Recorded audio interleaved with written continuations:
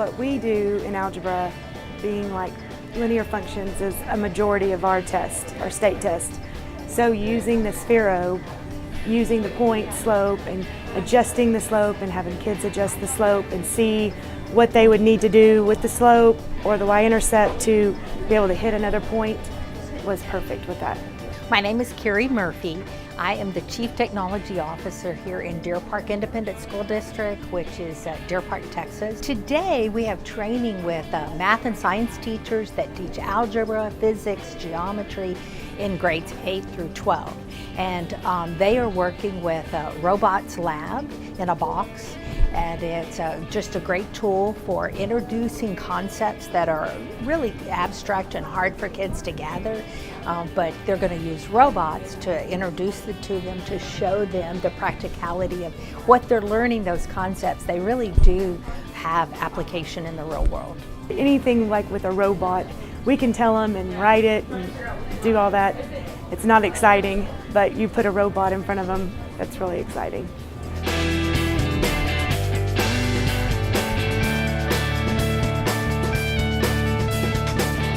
We're just excited for the differentiation that this can bring to our classroom and how we can meet all the different learning styles by incorporating these tools.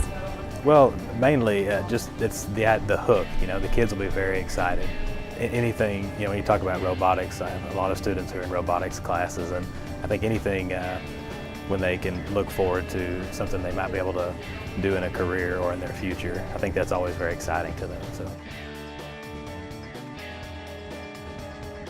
I was at the TCA conference, Texas Computer Education Association convention that happens every February, and I had some teachers that were out on the vendor floor, and they came back and said, okay, you've got to go look at this.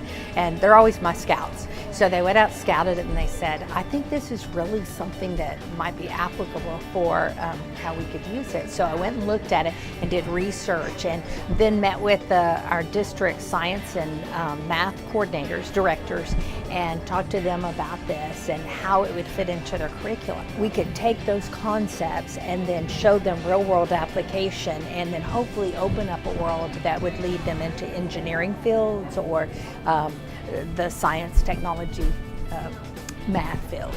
Some kids are naturally excited to be in mathematics classes.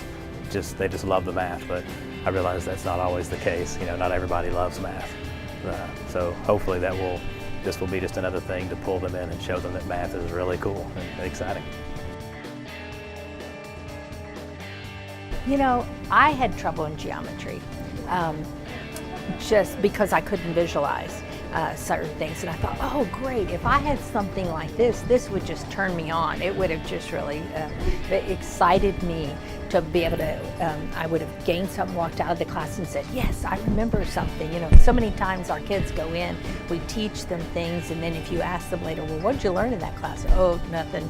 I want things that will hook them into math and science, because it seems like we don't have enough of our kids going into those particular fields, and there's a shortage, a demand in those jobs, but a shortage of resources, human resources. I got 10 of them. 4 of them will go to our 10th through 12th grade campus. 2 of them go to our 9th grade campus, and then 1 at each junior high. I'm excited about what's going to happen in our classrooms.